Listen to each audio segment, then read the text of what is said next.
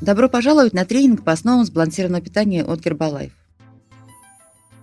Вы, возможно, слышали, насколько важен для нашего организма белок. Что же такое белок и какую роль он играет в нашем организме?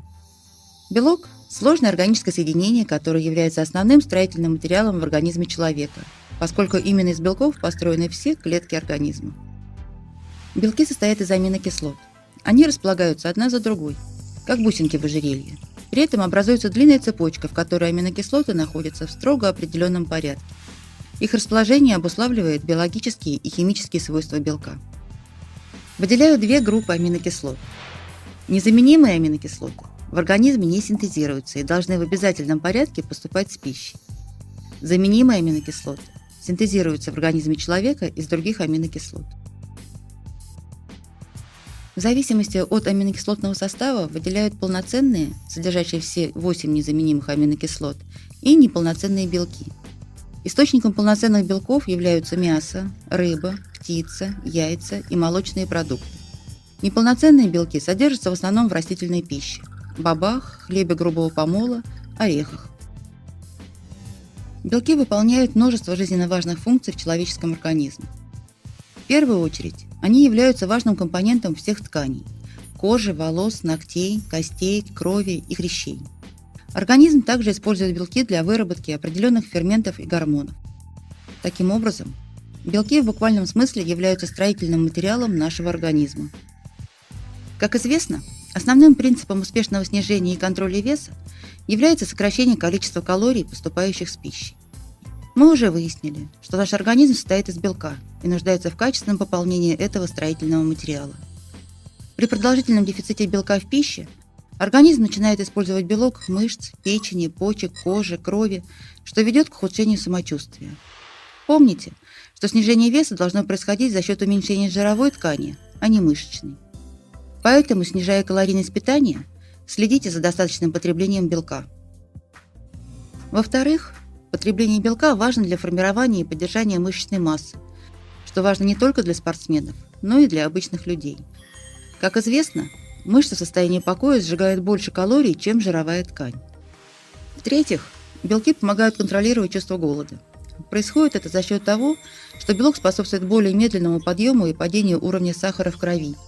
Таким образом, мы ощущаем сытость гораздо дольше. В отличие от жиров и углеводов, белки не накапливаются в резерве и не образуют. Белки не накапливаются, являясь незаменимой частью пищи. При недостатке белков возникают серьезнейшие нарушения во всех органах и системах организма. Необходимо обеспечить постоянное поступление белка в организм в нужном количестве.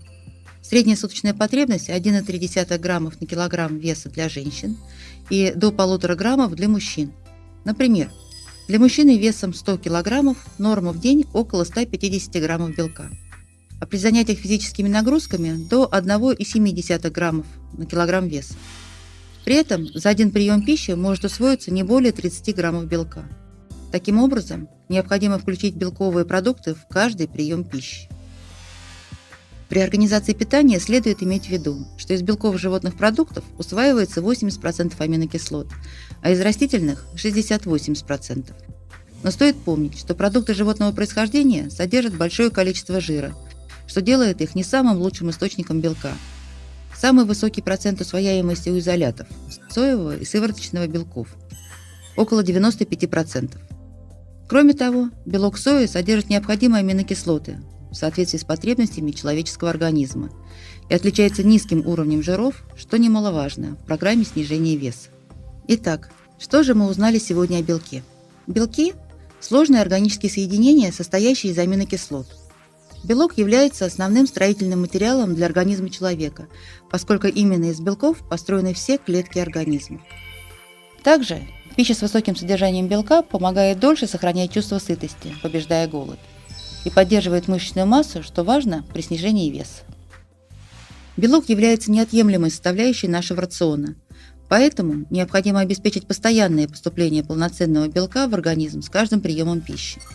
Полезные белки содержатся в мясе птицы, рыбе, молочных продуктах с пониженным содержанием жиров, бобах.